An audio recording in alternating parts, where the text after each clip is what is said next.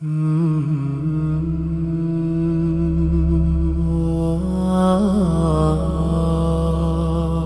مضمون چل رہا تھا کہ حضرت ذوالقرنین انتہائی مشرقی حصے کی طرف پہنچے زمین کے،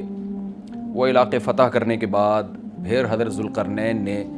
زیادہ تر مفسرین کی رائے کے مطابق شمال کا رخ کیا۔ قرآن میں نہیں ہے کہ نارتھ کی طرف گئے یا ساؤتھ کی طرف گئے، لیکن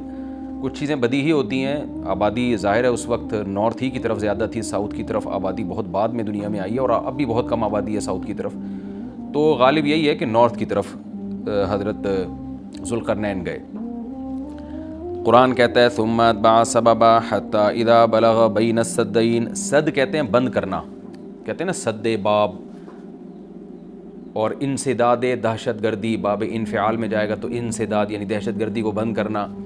تو سدین دو سد یعنی دو آڑیں، تو پہاڑ کو آڑ سے تعبیر کیا گیا ہے کیونکہ پہاڑ رکاوٹ بن جاتا ہے ادھر کی آبادی ادھر اور ادھر کی ادھر جانے کے لیے، تو ایک آڑ کی طرح ہوتا ہے۔ تو قرآن کہتا ہے حتی اذا بلغ بین السدین، یہاں تک کہ جب دو پہاڑوں کے درمیان میں پہنچے، وجد من دونہما قوما، تو آپ نے پایا ان دونوں کے پیچھے ایک قوم کو، یا دونوں کے ایک طرف ایک قوم کو پایا۔ لا یکادون یفقہون قولا، ایسی قوم تھی لا یکادون یفقہون قولا، کہ بات سمجھنے کی صلاحیت ہی نہیں تھی اس کے اندر۔ دیکھیں حضرت ذوالقرنین جب مشرق کی طرف گئے تو زبان تو وہاں بھی نہیں آتی ہوگی، وہ الگ زبان ہوگی۔ جب سورج کے مغرب کی طرف گئے زمین کے دوسرے کنارے کی طرف، تو ان کی زبان بھی ذوالقرنین کی زبان سے میچ نہیں کرتی ہوگی، وہاں بھی ترجمان کی ضرورت پڑی ہوگی، لیکن وہاں قرآن نے یہ نہیں کہا کہ وہ بات سمجھتے ہی نہیں تھے۔ لیکن جب نارتھ کی طرف گئے ہیں تو قرآن کہہ رہا ہے ایسی قوم دیکھی پہاڑوں کے پیچھے جو کچھ سمجھنے کی اس میں گویا صلاحیت ہی نہیں تھی، لا یکادون، ان میں کھوپڑی نہیں تھی ان کی، تو اس لیے زیادہ تر مفسرین اس طرف گئے ہیں کہ یہ کوئی وحشی قوم تھی۔ کوئی وحشی قوم ہوتی ہے نا جنگلوں میں جو رہنے والے، جیسے میں نے ایک ولاگ بنایا تھا، مسائی قوم ایک جنگل میں رہتی ہے، تو جنگلی قسم کی قوم تھی، کوئی ہو سکتا ہے پتے وتے جسموں پہ ڈھانپتے ہوں اور بالکل درندوں کی طرح جانوروں کی طرح رہتے ہوں، تو اس ٹائپ کی قوم تھی کہ اوپر کھوپڑی ان کی خالی تھی، بات سمجھنے کی صلاحیت نہیں تھی ان میں۔ قالوا یا ذا القرنین، وہ ذوالقرنین سے آ کے کہنے لگے ان یاجوج و ماجوج مفسدون فی الارض، کیا ذوالقرنین آپ اللہ کے نیک بزرگ ہیں، آپ آئے ہیں اللہ اللہ سکھا رہے ہیں لوگوں کو، دین کی دعوت دے رہے ہیں، توحید کی دعوت دے رہے ہیں، تو ایک کام ہمارا کر دیں کہ ایک قوم ہے یاجوج اور ماجوج جس نے زمین میں فساد مچا کے رکھا ہوا ہے۔ اب سوال یہ پیدا ہوتا ہے کہ جب اس قوم میں کچھ سمجھنے کی صلاحیت ہی نہیں تھی تو ان کو یہ کیسے پتہ چل گیا کہ یہ ذوالقرنین اللہ کے نیک بندے ہیں، اور پھر ان سے بات چیت بھی ہوئی اور ذوالقرنین نے ان کو آگے یہ بھی بتایا کہ میں دونوں پہاڑوں کے درمیان سیسا پلائی ہوئی دیوار بنا کے ان پہاڑوں کو بند کر دوں گا، اس میں میرے ساتھ یہ تعاون کرو، تو یہ سب کانورزیشن ہوئی کیسے؟ تو اس کا جواب آسان ہے، ظاہر ہے جتنی بھی بیوقوف قوم ہو کسی نہ کسی طریقے سے، اشاروں سے، ترجمان سے، مختلف طریقوں سے اس کو، تھے تو بہرحال انسان نا، کوئی گدھے گھوڑے یا کوئی بندر تو نہیں تھے انسان۔ تو قرآن کا منشا صرف یہ ہے کہ ان کے ساتھ ذوالقرنین کو سمجھنے اور سمجھانے میں بہت زیادہ پریشانی ہوئی، تو مقصد صرف یہ بتانا ہے کہ ایک بہت ہی کوئی بیوقوف قسم کی قوم تھی۔ تو باقی قرآن پھر جو واقعے کی تکمیل کے لیے پھر بیچ میں بہت ساری چیزوں کو حذف کر دیتا ہے جو غیر ضروری ہوتی ہیں۔ اب عقل مند یہ بات سمجھ جائے گا کہ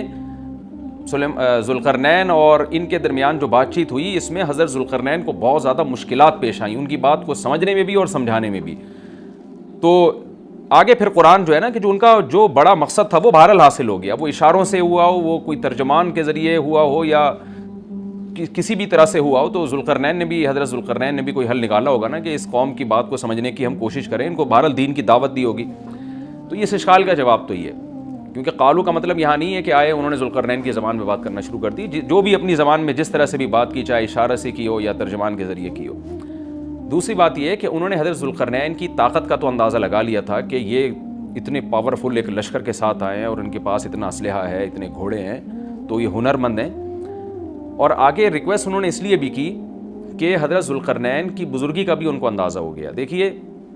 اللہ تعالیٰ نے انسان کی نیچر ایسی بنائی ہے کہ جو نیک لوگ ہوتے ہیں نا، ان کی تقوی اور للہیت کا، ان کی بزرگی کا غیر مسلموں پہ بھی اثر پڑتا ہے۔ ہندوستان میں علماء بتاتے ہیں کہ ہندو مسلمان بزرگوں کے پاس آیا کرتے تھے دعا کرانے کے لیے، اب بھی آتے ہیں۔ انڈیا کے بعض علماء نے ہمیں بتایا کہ ہمارے پاس ہندو بھی آتے ہیں اور کہتے ہیں ہمارے لیے دعا کریں اللہ تعالیٰ سے، کیونکہ ایک لاشعوری طور پر انسان کے ذہن میں یہ بات ہوتی ہے کہ بھئی یہ اللہ والا آدمی ہے۔ جیسے یوسف علیہ السلام جب جیل میں تھے تو غیر مسلم یوسف علیہ السلام کے پاس آئے اور کہنے لگے کہ آپ ہمیں خواب کی تعبیر بتائیں۔ اب سوال پیدا ہوتا ہے کہ بھئی وہ تو غیر مسلم تھے اور یوسف علیہ السلام نمازی پرہیزگار تھے، تو غیر مسلموں کو کیسے اندازہ ہو گیا کہ یہ خواب کی تعبیر بتائیں گے؟ اس کا جواب یہی ہے کہ لاشعوری طور پر اللہ نے دلوں میں ایک ہیبت ڈالی ہوتی ہے پرہیزگار لوگوں کی، ایک روب ڈالا ہوا ہوتا ہے اور ایک عظمت ڈالی ہوئی ہوتی ہے. تو یوسف علیہ السلام کے پاس آنے والے لوگوں کو یہ بات معلوم تھی کہ یہ عظیم انسان ہے اور یہ ان کو اللہ تعالیٰ وہ باتیں بتا دے گا جو ہمیں نہیں بتاتا، اللہ ان کو خواب کی تعبیر سمجھا دے گا، ہم نہیں سمجھ سکتے. تو یہ ایک لاشعور میں انسان کی ہوتی ہے یہ بات. اور بھی اس پہ بہت ساری مثالیں ہیں، لیکن میں پھر وہ ہمارا یہ لیکچر جس کو ہم فوکس کر رہے ہیں وہ رہ جائے گا. تو ذوالقرنین کے ساتھ بھی یہی ہوا کہ وہ قوم جنگلی وحشی قسم کی تھی، لیکن ان کو طاقت کا بھی اندازہ ہو گیا اور بزرگی کا بھی اندازہ ہو گیا. پھر آ کے انہوں نے درخواست کی. طرز عمل سے یہ لگتا ہے کہ وہ قوم بھی مسلمان ہو گئی تھی، یعنی بغیر لڑائی کے اور بغیر کسی مناظرے بازی کے ذوالقرنین کا مذہب اس قوم نے بھی قبول کر لیا. تو کیا کہنے لگی حضرت ذوالقرنین سے؟ بھئی آپ ہمارا ایک کام کر دیں، آپ اتنے پاورفل آدمی ہیں. ان یاجوج و ماجوج مفسدون فی الارض، یاجوج ماجوج ایک قوم ہے جس نے زمین میں فساد مچا کے رکھا ہوا ہے، آئے دن قتل و غارت کرتے ہیں وہ اور ہمارے پاس ان سے لڑنے کی طاقت نہیں ہے. فہل نجعل لک خرجا، کیا ہم آپ کے لیے خرچ بنا سکتے ہیں؟ کچھ اجرت خرچ کہتے ہیں، خراج کا لفظ آپ نے سنا ہوگا، ٹیکس کو یا اجرت کو. تو ہم آپ کو کمیشن دیں گے اس کا، ہمارے پاس پیسہ بہت ہے، وسائل بہت ہیں، لیکن وہ ٹیکنالوجی ہمارے پاس نہیں ہے جو آپ کے پاس ہے. تو ہم دیکھ رہے ہیں آپ کو اللہ نے ایک بڑی قوت اور طاقت دی ہے، تو پیسہ ہمارے پاس بہت ہے، ہم آپ کو اس کی اجرت دیں گے. آپ نے یہ کرنا ہے کہ علا، اس بات پر ہم آپ کو اجرت دیں گے، تجعل بیننا و بینہم سدا، کہ آپ ہمارے اور ان کے درمیان ایک آڑ بنا دیں، ایک دیوار بنا دیں، کیونکہ بہت بڑی دیوار بنانی پڑے گی اور پہاڑوں کو کہ اس خلا کو ختم کرنا پڑے گا. وہ قوم آ کے ہم پہ حملے کرتی ہے اور ہمارا بہت نقصان کرتی ہے، تو آپ ایک ایسی آڑ بنا دیں جو ہمارے بس میں نہیں ہے. قال ما مکنی فیہ ربی خیر، ذوالقرنین نے فرمایا میرے رب نے جو مجھے ٹھکانہ دیا ہے، طاقت دی ہے، وہ بہتر ہے. کیا مطلب؟ مجھے تمہاری اجرت کی ضرورت نہیں ہے، میرے پاس بہت وسائل ہیں. دیکھیں استغنا بہت بڑی نعمت ہے. سلیمان علیہ السلام کا بھی یہی انداز تھا جب ملکہ سبا نے ہدیے دے کے بھیجا نا، تو سلیمان علیہ السلام نے بھی یہ فرمایا تھا ما آتانی اللہ خیر مما آتاکم، مجھے جو اللہ نے وسائل دیے ہیں وہ تم سے بہت زیادہ ہیں. تو ایسے موقع پہ اس طرح کی بات کرنا یہ تکبر نہیں کہلاتا، بلکہ یہ عین شکر ہے کہ بھئی میں کیوں کسی سے مانگوں. آپ نے بعض دفعہ مالداروں کو دیکھا ہوگا وہ یہ جملہ کہتے ہیں بھئی ہم کسی کے محتاج نہیں ہیں. تو اس جملے میں اگر اللہ کے شکر کی نیت ہے تو یہ اچھا جملہ ہے، اور اگر نیت ہے دوسرے کو نیچا دکھانا پھر یہ تکبر ہے. تو بعض وہمی لوگ کیا کرتے ہیں، کوئی بھی اس طرح کا جملہ زبان سے نکال دے تو فوراً اس پہ تکبر کا فتویٰ ٹھوک دیتے ہیں، یہ ٹھیک نہیں ہے. تو اس طرح کے جملے پیغمبروں سے بھی ثابت ہیں تو اور اہل اللہ سے بھی ثابت ہیں. حضرت ذوالقرنین نے فرمایا بھائی پیسوں کی مجھے ضرورت نہیں ہے، ما مکنی فیہ ربی، میرے رب نے جو مجھے وسائل دیے ہیں خیرون، وہ بہت بہتر ہیں. تم کیا دو گے مجھے، کتنے پیسے دے دو گے؟ ہاں مجھے افرادی قوت کی ضرورت ہے، کیونکہ اتنے بھاری بھرکم پتھر اٹھا کے پہاڑوں پہ لے کے جانا، لوہے کی پلیٹیں لے کے جانا، اس کے لیے افراد چاہیے، مزدور چاہیے، لیبر چاہیے. فَأَعِينُونِي بِقُوَّةٍ، تم مجھے میری مدد کرو قوت کے ساتھ. قوت چاہیے مجھے، پاور چاہیے، افرادی قوت چاہیے. یہاں قوت سے مراد ہے وسائل چاہیے، لیبر چاہیے، مزدور چاہیے. تو اجعل بینکم و بینہم ردما، میں تمہارے اور ان کے درمیان آڑ بنا دوں گا، دیوار بنا دوں گا. آتونی زبر الحدید، وہ قوت یہ چاہیے کہ دو تم مجھے لوہے کی پلیٹیں، یعنی اوپر چڑھانے میں میری مدد کرو ان کی. تو وہ افراد چاہیے ہمیں بہت بڑی تعداد میں جو لوہے کی پلیٹوں کو لے کے پہاڑوں کے اوپر چڑھیں، اور کوئی بھی اس وقت جو بھی طریقہ انہوں نے اختیار کیا ہوگا ان پلیٹوں کو ہم دونوں پہاڑوں کے بیچ میں رکھیں گے. حتی اذا ساوا بین الصدفین، یہاں تک کہ جب دونوں کنار، صدف کہتے ہیں پہاڑ کے کنارہ، دونوں کناروں کے درمیان ان لوہے کی پلیٹوں کو. اچھا یہاں بھی اندماج ہے، صنعت اندماج کا مطلب بہت سے واقعات قرآن بیچ میں حذف کر رہا ہے. تو ایسا ہی نہیں ہے کہ بنی بنائی پلیٹیں، انہوں نے کوئی اسٹیل مل تھی اور وہ پلیٹیں پہلے سے تیار رکھی ہوئی تھیں. ظاہر ہے ذوالقرنین نے کیا کیا، لوہا جمع کیا پہلے. حضرت ذوالقرنین نے کس قدر محنت لگی ہوگی،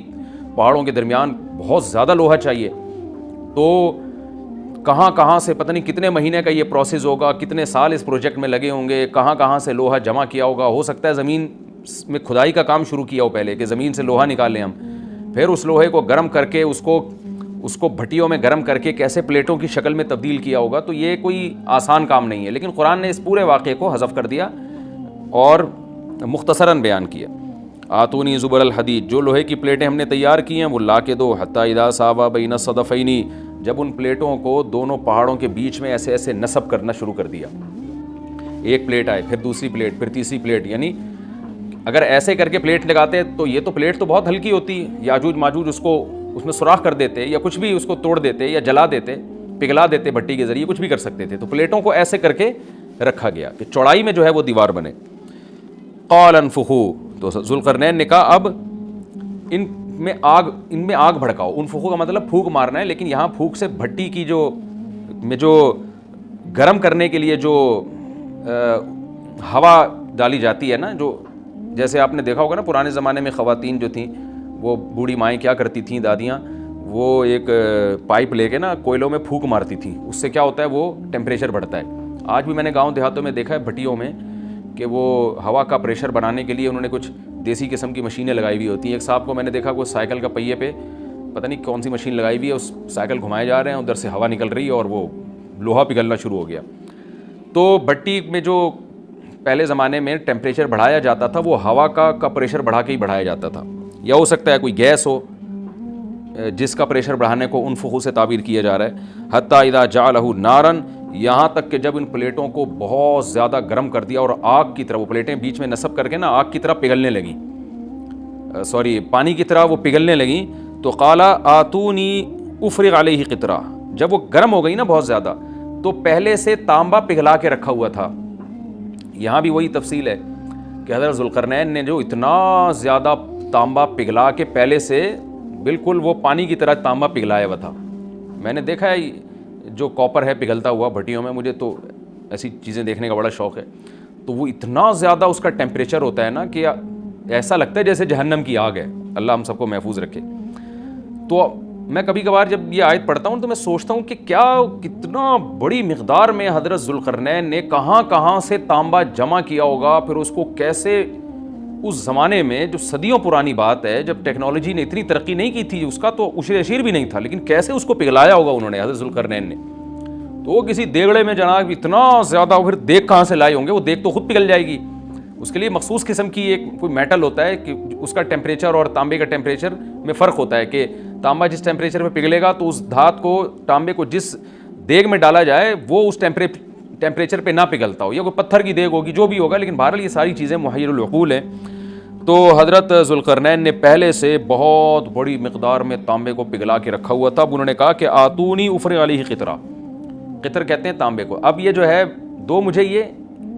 میں اب ان پلیٹوں کے اوپر جو گرمی سے جو پگھل رہی ہیں نا، ان کے اوپر تانبا ڈال دوں گا. یعنی تانبا ڈالنے کا مقصد کیا تھا کہ دونوں پلیٹوں کے درمیان جو خلا ہے وہ پر ہو جائے، اور پلیٹوں کو پگھلانے کا مقصد یہ تھا کہ پلیٹیں اور تانبا آپس میں مکس ہو جائیں، یعنی ایک یکجان ہو جائیں وہ. کیونکہ جب ایک چیز گرم کر کے دوسری گرم چیز کے ساتھ ملائی جاتی ہے نا، تو وہ اس کے اجزاء ایک دوسرے میں داخل ہو جاتے ہیں اور وہ بالکل یکجان ہو جاتا ہے. تو آتونی افرغ علیہ قطرہ، دو مجھے یہ تانبا، میں اس کے اوپر انڈیل دوں گا. تو وہ دیگیں تانبے کی پگھلا کے پہاڑوں پہ چڑھایا گیا ان دیگوں کو، اور پھر وہ لوہے کی پلیٹوں کے بیچ میں جو خلا تھا نا، ان خلا میں وہ تانبے کا جو پگھلا ہوا تانبا تھا پانی کی شکل میں، اس پگھلے ہوئے تانبے کو ڈال دیا گیا. تو وہ یکجان ہو کر ایک بہت مضبوط آہنی دیوار بن گئی. فَمَسْطَاعُوا أَن يَظْهَرُوهُ، اب یاجوج ماجوج میں اس کی استطاعت نہیں رہی کہ اس پہ چڑھ سکیں. وَمَسْتَطَاعُوا لَهُ نَقْبًا، اور اس دیوار میں نقب کی استطاعت بھی نہیں رہی. کتنا لمبا سوراخ کریں گے اس کو کھود کے، یہ بھی ان کے لیے ممکن نہیں رہا. جب اتنا زبردست پروجیکٹ چند مہینوں میں یا چند سالوں میں مکمل ہوا، یا چند دنوں میں، اس کی حقیقت اللہ ہی جانتا ہے، لیکن یہ بہت بڑا پروجیکٹ تھا، بہت ایک شاندار کام تھا جو شاید اس زمانے میں بہت مشکل ہو. تو اس زمانے میں آپ سوچیں کہ کتنا مشکل ہوگا، لیکن ذوالقرنین نے جب اس پروجیکٹ کو مکمل کیا، قال ھذا رحمۃ من ربی، وہی بات، تکبر نہیں کیا کہ میرا کمال ہے، دیکھا اور پھر شو بازی شروع کی. نا نا نا نا نا، ھذا رحمۃ من ربی، یہ میری رب کی طرف سے رحمت ہے. دیکھیں سلیمان علیہ السلام بھی یہی الفاظ تھے نا جب تخت سامنے آ گیا، ھذا من فضل ربی، یہ میرے رب کا فضل ہے. تو انبیاء اور نیک لوگ، اللہ ان سے جب بھی کوئی عجیب کام لیتا ہے تو فوراً اللہ کی طرف نسبت کرتے ہیں. پھر وہ دنیا کی بے ثباتی بھی دکھاتے ہیں کہ انہی چیزوں میں پڑھ کے نہ رہ جانا. فوراً ذوالقرنین نے کیا کہا، فَإِذَا جَاءَ وَعْدُ رَبِّي، جب میرے رب کا وعدہ آئے گا نا، جَعَلَهُ دَكَّا، اللہ اس کو توڑ تاڑ دے گا. مطلب یہ دنیا کی ترقی ہے، یہ ہے فنا ہونے والی، دل لگانے کی چیز نہیں ہے. تو ایسا نہ ہو کہ اس سے دل لگانا شروع کر دو اور اسی میں بس کے رہ جاؤ اور اللہ کو بھول جاؤ اور اپنی ترقیوں پہ ناز کرنا شروع کر دو. فَإِذَا جَاءَ وَعْدُ رَبِّي، جب میرے رب کا وعدہ آئے گا، جَعَلَهُ دَكَّا، اسے توڑ تاڑ کے برابر کر دے گا. وَكَانَ وَعْدُ رَبِّي حَقًّا، اور میرے رب کا وعدہ سچا ہے. وعدے سے مراد کیا ہے؟ دونوں مراد ہو سکتے ہیں، یا تو قیامت مراد ہو سکتی ہے کہ قیامت میں سب چیزیں ہی ٹوٹ جائیں گی، یا جو احادیث میں آیا ہے کہ جب یاجوج ماجوج قرب قیامت میں ظاہر ہوں گے تو وہ دیوار ختم ہو جائے گی، یا تو وہ مراد ہے۔ وَتَرَكْنَا بَعْضَهُمْ يَوْمَئِذٍ يَمُوجُ فِي بَعْضٍ، اور ہم ان میں سے بعض کو، یعنی جو یاجوج ماجوج ہیں ان میں سے بعض کو، یومئذ جس دن ایسا ہوگا، جس دن اللہ کا وعدہ آئے گا اور یہ دیوار ٹوٹے گی، یموج فی بعض، ہم ان کو ایسا کر دیں گے کہ یہ ایک دوسرے میں گھس رہے ہوں گے۔ یہ مضمون احادیث میں آیا ہے۔ دیکھیں قرآن میں اور احادیث صحیحہ میں جو یاجوج ماجوج اور اس دیوار کا ہمیں ملتا ہے نا، میں صرف اس کو آپ کے سامنے بیان کروں گا، باقی اس بارے میں ڈیٹیل میں آپ جائیں گے تو بہت کچھ آپ کو انٹرنیٹ پہ بھی مل جائے گا، مفسرین کی کتابوں میں بھی مل جائے گا، اور لوگوں کی اپنی اپنی تحقیقات ہیں، اپنے اپنے تبصرے ہیں، نہ میں ان تبصروں کو صحیح کہہ رہا ہوں نہ غلط کہہ رہا ہوں، کتابیں بھری ہوئی ہیں، وہ آپ جائیں پڑھیں اس کو، لیکن جتنی بات قرآن سے اور صحیح احادیث سے یاجوج ماجوج کے بارے میں ثابت ہوتی ہے، میں صرف اس کو آپ کے سامنے ابھی پیش کر رہا ہوں۔ پہلا عقیدہ تو یہ ثابت ہوتا ہے کہ یاجوج ماجوج ایک قوم ہے، انسان ہے، وہ کوئی انسانوں کے علاوہ کوئی الگ مخلوق نہیں ہے، لیکن ہیں بڑے فسادی۔ دوسری بات یہ بہت قدیم ہے، ذوالقرنین جب گئے تو اس سے پہلے کی یہ قوم ہے، اور زمین میں پہلے سے فساد مچا رہی ہے، لیکن بہت زیادہ ان کی کثرت نہیں تھی جتنی کثرت قرب قیامت میں ہوگی، کیونکہ نسل ان کی بہت تیزی کے ساتھ بڑھ رہی ہے۔ تیسری بات یہ ہے کہ اللہ نے ان کو دنیا کے کسی حصے میں رکھ کے چھپا دیا ہے۔ چھپایا اس لیے ہے کہ ان کے ظاہر ہونے کا ایک ٹائم ہے، اور وہ ہے حضرت عیسیٰ علیہ السلام کا دور۔ حضرت عیسیٰ ابن مریم کے دور میں یاجوج ماجوج ظاہر ہوں گے، تو اسی کو آپ چوتھا پوائنٹ بھی کہہ سکتے ہیں۔ تیسرا پوائنٹ کیا ہو گیا کہ ان کو چھپا دیا گیا ہے، لہذا یہ جو لوگ کہتے ہیں نا یاجوج ماجوج دریافت ہو گئے ہیں فلاں جگہ ہیں فلاں جگہ ہیں، تو بھائی ہمیں جب ایک چیز چھپا دی گئی ہے اور ایک ٹائم بتا دیا گیا ہے کہ اس ٹائم پہ ظاہر ہوں گے، تو اس سے پہلے وہ دریافت ہو ہی نہیں سکتے۔ پہلے دریافت ہو گئے تو اس کا مطلب نبی صلی اللہ علیہ وسلم کی گویا پیش گوئی غلط ہو گئی، تو جو جس کا ٹائم ہے اسی ٹائم پہ وہ ظاہر ہوں گے۔ چوتھی بات میں نے جیسے بتائی کہ حضرت عیسیٰ علیہ السلام کے دور میں وہ ظاہر ہوں گے۔ پانچویں بات، صحیح حدیث سے یہ بات ثابت ہے کہ یاجوج ماجوج وہ جو دیوار بنی تھی اس کو چاٹتے رہتے ہیں، ختم کرتے ہیں۔ اب چاٹنا کا جو لفظ حدیث میں ہے اس سے مراد زبان سے چاٹنا بھی ہو سکتا ہے، اور یہ کنایا بھی ہو سکتا ہے کہ اس کو ختم کرنے کی کوشش میں لگے ہوئے ہیں۔ اور ایسے چاٹنا، جب ہم کوئی چیز چاٹتے ہیں نا تو بہت تھوڑی تھوڑی وہ ختم ہوتی ہے، تو اتنی موٹی اتنی بڑی دیوار ہے کہ وہ انہوں نے اپنی اسٹرگل اور اپنی محنت نہیں چھوڑی ہے، تو وہ دیوار کو کسی نہ کسی طریقے سے گھسائی میں اس کے لگے رہتے ہیں۔ تو زبان سے بھی چاٹنا ہو سکتا ہے، اور کسی اور طریقے سے اس کو ختم کرنے کی کوشش بھی مراد ہو سکتی ہے۔ اور حدیث میں آتا ہے کہ ایک دن آئے گا، وہ جب ختم ہونے والی ہوتی ہے نا تو وہ کہتے ہیں کہ ہم کل اس کو دوبارہ شروع کریں گے اور کل ہم اس کو ختم کر دیں گے، لیکن وہ اللہ تعالیٰ اپنی قدرت سے دوبارہ اس دیوار کو اتنا ہی موٹا کر دیتے ہیں جتنا ذوالقرنین نے کیا تھا۔ تو قرب قیامت میں جب حضرت عیسیٰ علیہ السلام کا ظہور ہوگا تو وہ یہ کہیں گے ہم انشاءاللہ اس کو کل ختم کریں گے۔ تو انشاءاللہ کا لفظ جب استعمال کریں گے، کیونکہ وہ قوم ہے کافر، وہ اللہ پہ اعتماد کرنا، اللہ پہ توکل کرنا یہ چیز نہیں ہے۔ جیسے کافر تو نہیں کہے گا نا اللہ نے چاہا تو وہ اللہ پہ یقین نہیں رکھتے، تو وہ جب اللہ کا نام لیں گے اور کہیں گے کہ اللہ نے چاہا تو ہم اس کو کل ختم کر دیں گے، تو پھر اسلام کی وجہ سے وہ دیوار ختم ہو جائے گی۔ اس کی مثال ایسے جیسے حدیث میں آتا ہے، پچھلی قوموں میں ایک نوجوان تھا جو جادوگر کے پاس بھی جاتا تھا اور راہب کے پاس بھی جاتا تھا، جس کا سورہ بروج میں تذکرہ ہے، والسماء ذات البروج میں۔ تو جب وہ نوجوان پکڑا گیا، وہ مسلمان ہو گیا تھا، بادشاہ نے اس کو بھیجا تھا جادوگر کے پاس کہ جادو سیکھے، لیکن وہ راہب کے پاس جاتا، عیسائیت سیکھی اس نے اور نیک مسلمان بن گیا۔ تو بادشاہ نے اس کو قتل کرنے کی حتی الامکان کوشش کی، مگر وہ قتل نہیں ہو پا رہا تھا۔ بادشاہ اس نے اس کو پہاڑ پہ بھیجا اپنے سپاہیوں کو لے کے کہ پہاڑ سے لے جا کے اس کو گرا دو، لیکن اللہ نے مدد کی کہ وہ سپاہی گر گئے، یہ بچ گیا۔ بادشاہ نے حکم دیا اس کو سمندر میں لے جا کے غرق کر دو، وہ سارے سپاہی غرق ہو گئے، یہ بچ گیا۔ تو کسی بھی طرح سے اس کی قتل کی کوششیں کامیاب نہیں ہو رہی تھیں، تو اس نے بادشاہ سے کہا کہ تو اگر مجھے قتل کرنا چاہتا ہے نا تو چوک پہ کھڑا کر کے تیر مجھے مار اور کہے کہ بسم اللہ وربی ھذا الغلام، اس نوجوان کے رب کے نام سے میں اس کو قتل کرتا ہوں، تو اللہ کا نام لے کے مجھے مارے گا تو میں قتل ہو جاؤں گا۔ نوجوان یہ قربانی اس لیے دے رہا تھا کہ بادشاہ جب پوری پبلک کے سامنے اللہ کا نام لے گا تو لوگوں کو یقین آ جائے گا کہ بھئی اللہ کا نام لینے سے تو کام ہو گیا، اور اللہ کا نام لیے بغیر کام نہیں ہو رہا تھا۔ تو جو بادشاہ اللہ کو مانتا نہیں تھا آج اس کو بھی اللہ کا نام لینا پڑا ہے۔ تو نوجوان نے یہ قربانی اس لیے دی کہ بادشاہ جب اللہ کا نام لے گا لوگوں کو اللہ کی ذات پہ یقین آئے گا اور لوگ مسلمان ہو جائیں گے، عیسائیت کو قبول کر لیں گے۔ تو اس نوجوان نے یہ قربانی دی، اور بادشاہ نے اللہ کا نام لے کے جب تیر مارا تو وہ نوجوان شہید ہو گیا، اور لیکن پورا ملک مسلمان ہو گیا، عیسائیت قبول کر لی۔ اور سورہ بروج میں پھر اللہ نے ان کا تبصرہ کیا، ان کا واقعہ بیان کیا ان کے بارے میں کہ کیسے بادشاہ نے خندقیں کھود کھود کے پوری قوم کو جو ہے وہ جو دین سے پیچھے نہیں ہٹے ان کو کس طرح سے آگ میں پھینک دیا ان سب کو۔ تو اس سے پتہ چلتا ہے کہ کافر بھی بعض دفعہ جب اللہ کا نام لیتا ہے نا تو اس کو دنیاوی فائدہ ہو جاتا ہے۔ تو یاجوج ماجوج بھی تنگ آ کر پھر اللہ کا نام لیں گے اور کہیں گے اللہ نے چاہا تو ہم اس دیوار کو کل ختم کر دیں گے، اور بالآخر وہ دیوار ختم ہو جائے گی۔ پھر قرآن کے الفاظ ہیں آگے کہ جب یہ دیوار ختم ہوگی وَتَرَكْنَا بَعْضَهُمْ يَوْمَئِذٍ، اچھا ہاں میں بتا رہا تھا کہ حدیث سے کیا پوائنٹ پتہ چلتے ہیں، تو یہ 5 پوائنٹ ہو گئے۔ چھٹا پوائنٹ یہ کہ حضرت عیسیٰ ہی کے دور میں یہ کسی وبا کے ذریعے ہلاک ہو جائیں گے۔ حضرت عیسیٰ علیہ الصلوۃ والسلام یہ اتنے زیادہ ہوں گے کہ ان سے لڑنا ممکن نہیں ہوگا، جیسے کہ قرآن میں بھی آ رہا ہے وَتَرَكْنَا بَعْضَهُمْ يَوْمَئِذٍ يَمُوجُ فِي بَعْضٍ، ہم ان میں سے بعض کو بعض کے اندر گھسا دیں گے، اتنی کثرت سے ایک دوسرے میں، نہیں اب آبادی کی کثرت بہت ہوگی ان کی، گھسے ہوئے ہوں گے ایک دوسرے میں، یہ جیسے چیونٹیاں اور مکوڑے ہوتے ہیں، تو ان سے لڑنا ممکن نہیں ہوگا۔ تو حضرت عیسیٰ علیہ الصلوۃ والسلام لوگوں کو لے کے کوہ طور پہ چلے جائیں گے، اور باقی مسلمان وہ اپنے اپنے گھروں کے اندر بند ہو جائیں گے، اور پھر اللہ کی طرف سے ایک وبا آئے گی، اور اس وبا میں یہ سارے کے سارے ہلاک ہو جائیں گے، اور پھر جب ہلاک ہو جائیں گے تو اتنی زیادہ ان کی لاشیں زمین پہ ہوں گی، اتنی زیادہ کہ انسانی آبادی ان کی لاشوں سے متعفن ہونا اور بیمار ہونا شروع ہو جائے گی، ان کی لاشوں سے بدبو اٹھے گی، اور ظاہر ہے انسان ہوں گے یہ، تو اس کی وجہ سے جو زمین کا ماحول خراب ہوگا۔ پھر حضرت عیسیٰ علیہ الصلوۃ والسلام اللہ سے دعا مانگیں گے کہ اللہ تعالیٰ ان کو کسی طرح ٹھکانے لگائے، کوئی انتظام کرے۔ پھر حدیث میں آتا ہے بارشیں ہوں گی اور سیلاب آئیں گے، اور ان کی لاشیں بہہ بہہ کے پانیوں میں جا کے سمندروں میں جا کے ختم ہو جائیں گی، اللہ تعالیٰ ان کو اس طرح سے ٹھکانے لگائے گا۔ تو یہ یہاں تک جتنے بھی مضامین ہیں یہ صحیح احادیث سے ثابت ہیں۔ تو قرآن کہتا ہے وَتَرَكْنَا بَعْضَهُمْ يَوْمَئِذٍ يَمُوجُ فِي بَعْضٍ، ہم ان میں سے بعض کو بعض میں چھوڑ دیں گے، بہت کثرت ہوگی۔ وَنُفِخَ فِي الصُّورِ، اور پھر سور پھونکا جائے گا۔ قرآن میں تو یہ کہ سور پھونکا جائے گا ایسے لگ رہا ہے جیسے فوراً پھونکا جائے گا، مگر احادیث میں تفسیر ہے کہ فوراً نہیں پھونکا جائے گا۔ یاجوج ماجوج قیامت کی نشانیوں میں سے ایک بہت بڑی نشانی ہوگی، یعنی اس بات کی علامت ہوگی کہ اب قیامت بہت قریب ہے۔ تو حضرت عیسیٰ ابن مریم علیہ السلام جب نازل ہوں گے، میں تھوڑی سی ترتیب بیان کر دیتا ہوں کہ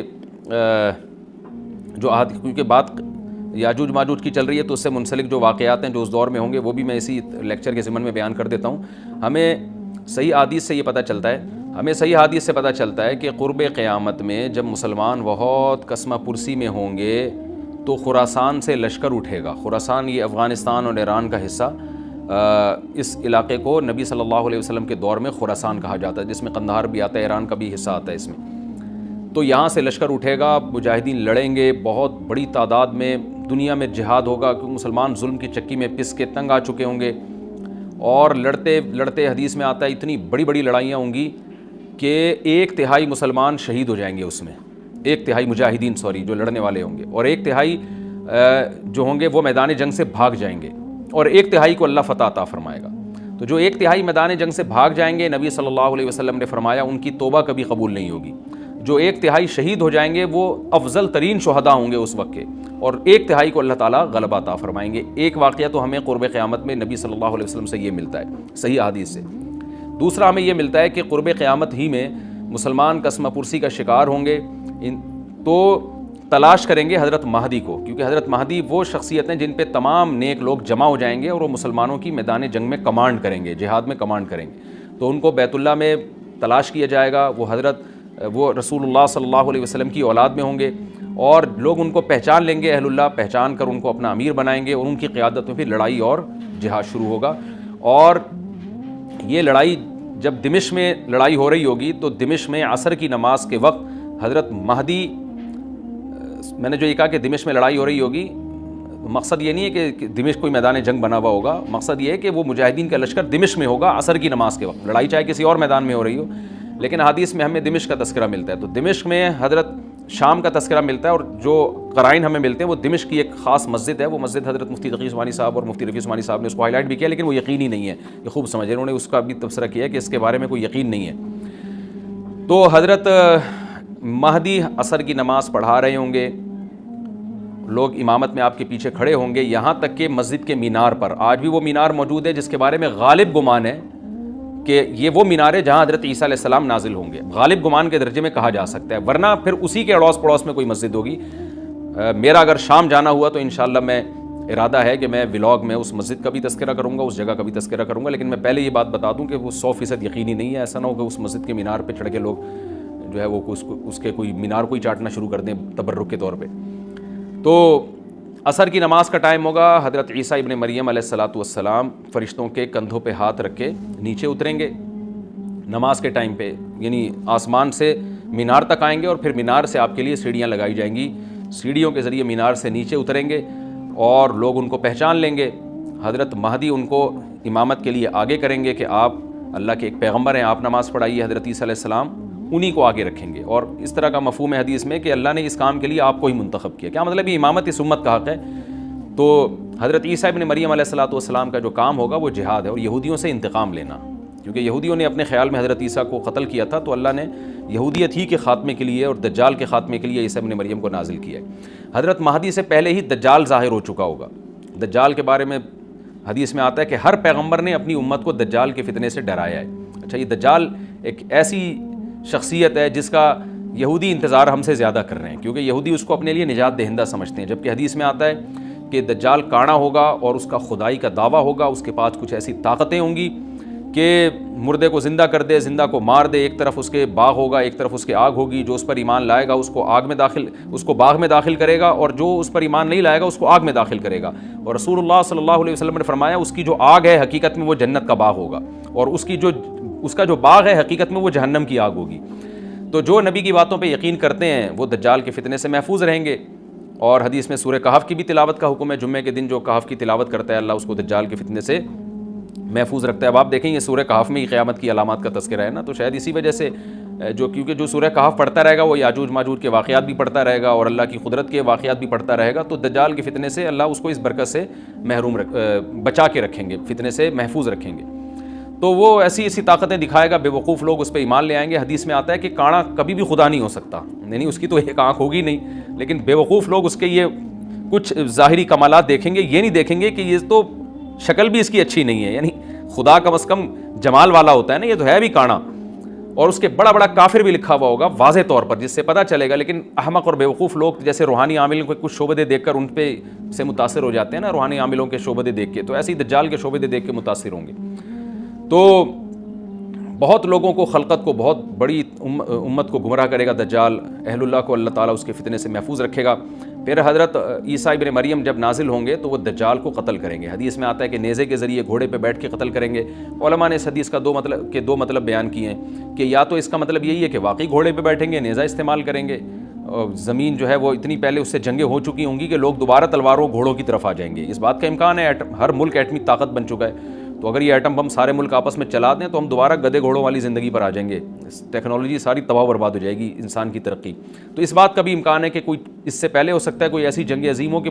انسانیت دوبارہ پہاڑوں پتھروں کے دور میں آ جائے۔ لیکن ظاہر یہ معلوم ہوتا ہے کہ رسول اللہ صلی اللہ علیہ وسلم نے جو کلام کیا ہے، ظاہر ہے اس دور کے لحاظ سے جو لوگوں کے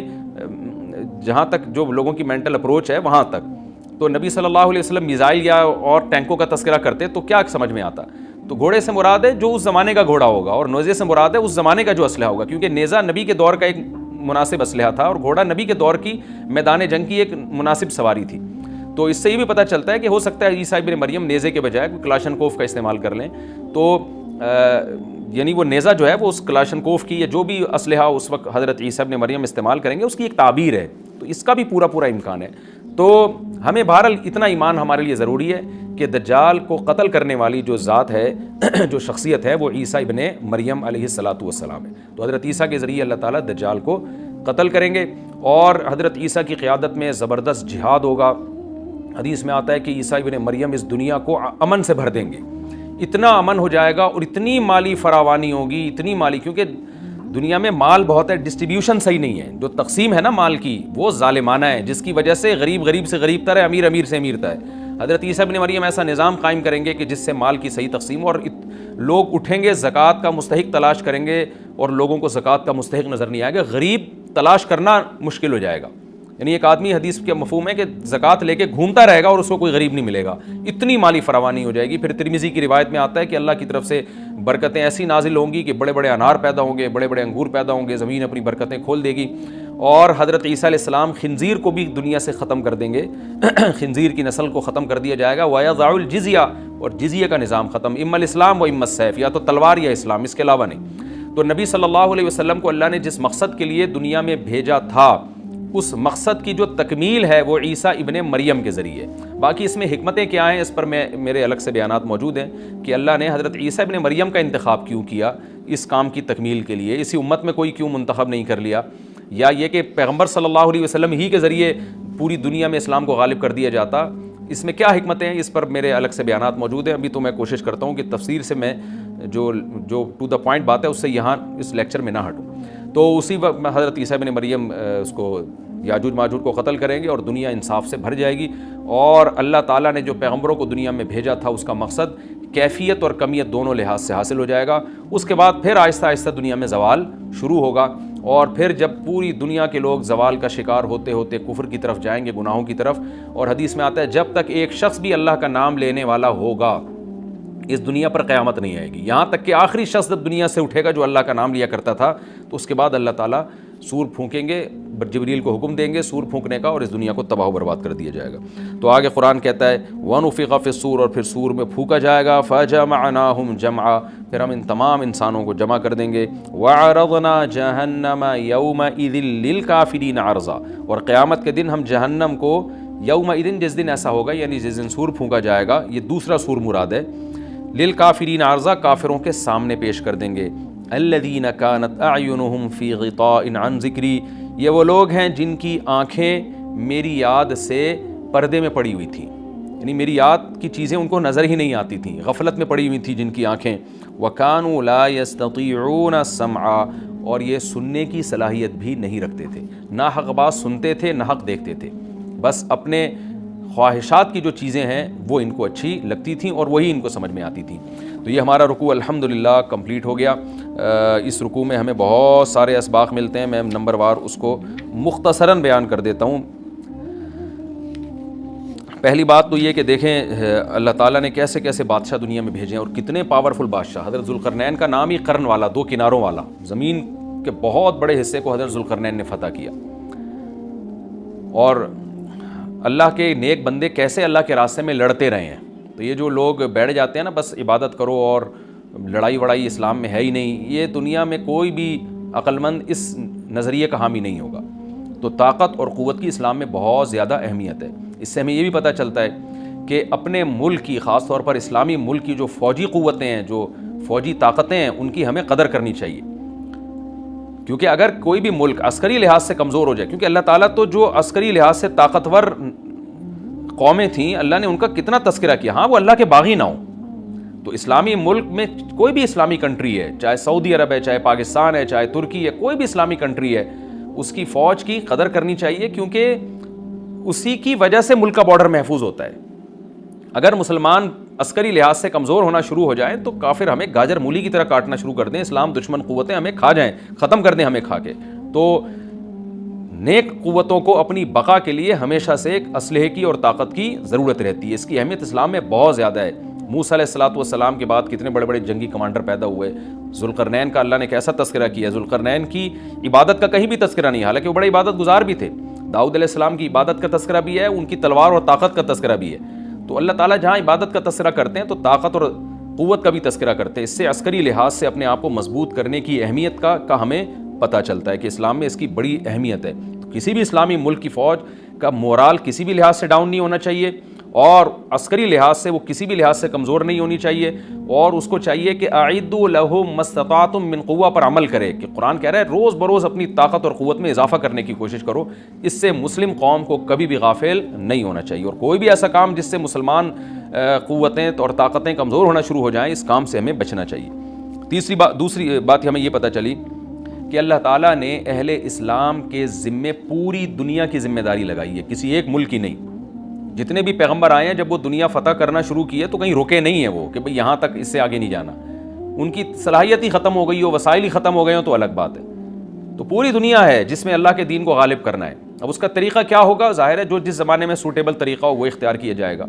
تو حضرت ذوالقرنین پہلے انتہائی مشرق کی طرف گئے ہیں جہاں سورج نکلتا ہے, تو وہاں سے جہاں سے آبادی شروع ہو رہی ہے, اور ان کا خیال تھا کہ اب آگے آبادی نہیں ہے, تو پھر جا کے اسٹاپ کیا ہے. مغرب میں بھی ایسے ہی, شمال میں بھی ایسے ہی. تو ہمیں جب دیکھتے ہیں کہ جب صحابہ کرام نے دنیا فتح کرنا شروع کی ہے تو ہمیں مسلمان کمانڈروں میں بھی ایسے واقعات ملتے ہیں کہ وہ علاقے فتح کرتے کرتے سمندر کے کنارے پہنچے, اور انہوں نے سمندر کو دیکھ کے کہا کہ تیرے آگے بھی آبادی ہوتی نا تو ہم اللہ کا کلمہ وہاں بھی بلند کرتے. تو یہ دور تھا مسلمانوں کا، اور یہ عیسیٰ ابن مریم دوبارہ پھر وہی کریں گے، پوری دنیا کو فتح کریں گے۔ تو حضرت ذوالقرنین کے اس واقعے سے پتہ چلتا ہے کہ پوری دنیا کی ذمہ داری اللہ نے ہمیشہ سے اہل اللہ پہ لگائی ہے، اور وہ پوری دنیا میں اللہ کے دین کو غالب کرنے کی کوشش میں ہمیشہ سے لگے رہے ہیں۔ تیسری بات ہمیں پتہ چلتی ہے کہ اسباب اور وسائل کی اہمیت۔ حضرت ذوالقرنین نے جب اتنا پہاڑوں کے بیچ میں اتنا یعنی لوہے کی پلیٹیں لگا کے تانبا پگھلا کے آہنی دیوار بنائی ہے تو خوش ہوئے ہیں، ہادہ رحمت من ربی، یہ میرے رب کی رحمت ہے، تبھی تو اللہ کا شکر ادا کیا نا، خوشی پہ شکر ادا کیا جاتا ہے۔ تو اس سے یہ بھی پتہ چلتا ہے کہ سائنس اور ٹیکنالوجی، دیکھیں یہ کام ٹیکنالوجی کے بغیر ممکن نہیں تھا، تبھی تو اس قوم نے کہا نا ذوالقرنین سے کہ ہم پیسے آپ کو دیں گے، لیکن ہمارے پاس وہ وسائل نہیں ہیں، وہ ٹیکنالوجی نہیں ہے ہمارے پاس۔ اور بظاہر ایسا لگتا ہے کہ ان کے پاس لوہا بھی تھا، تانبا بھی تھا، کیونکہ حضرت ذوالقرنین اب یہ تو نہیں ہے نا کہ زمین کے مشرق کی طرف دوبارہ لوہا جمع کرنے گئے ہوں، تو وہیں سے جو کچھ ہوگا نکالا ہوگا۔ تو وسائل اس قوم کے پاس تھے، ٹیکنالوجی نہیں تھی کہ اس لوہے کو اور اس تانبے کو پگھلا کے دونوں پہاڑوں کے بیچ میں پلیٹیں کیسے بنانی ہیں اور ان کو کیسے ان کے بیچ میں تانبا کر کے کہانی دیوار بنائی ہے، یہ ٹیکنالوجی ان کے پاس نہیں تھی۔ تو اس سے ہمیں ٹیکنالوجی کی ویلیو کا بھی پتہ چلتا ہے۔ آج مسلمان اس میں بھی بہت پیچھے چلے جا رہے ہیں اور اس کو مذہب سمجھنا شروع کر دیا ہے، تو یہ بات بھی غلط ہے۔ حضرت ذوالقرنین نے اتنی طاقت اور قوت کا استعمال کیا اور اتنے زبردست طریقے سے اس وقت جو بھی اس سوٹیبل ٹیکنالوجی تھی اس کا استعمال کر کے دو پہاڑوں کے بیچ کے راستے کو بند کر دیا اور اس پہ خوشی منائی حضرت ذوالقرنین نے۔ یہ نہیں کہا کہ بھئی اس سے کچھ بھی نہیں ہوتا، اصل میں تو بس انسان کو چاہیے کہ وہ اللہ اللہ کیا کرے بیٹھ کے، اور یہ کیا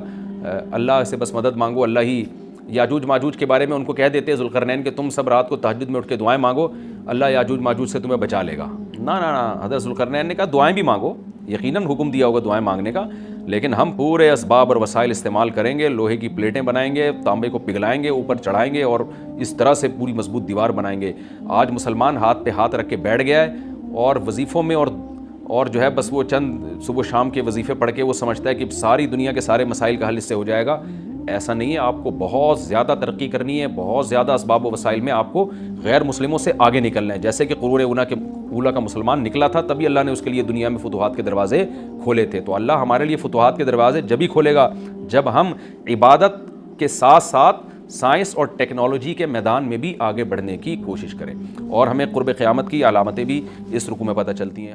دوستو اگر ویڈیو پسند آئی ہو تو ویڈیو کو لائک، چینل کو سبسکرائب اور بیل آئیکن کو پریس کر دیں۔ شکریہ۔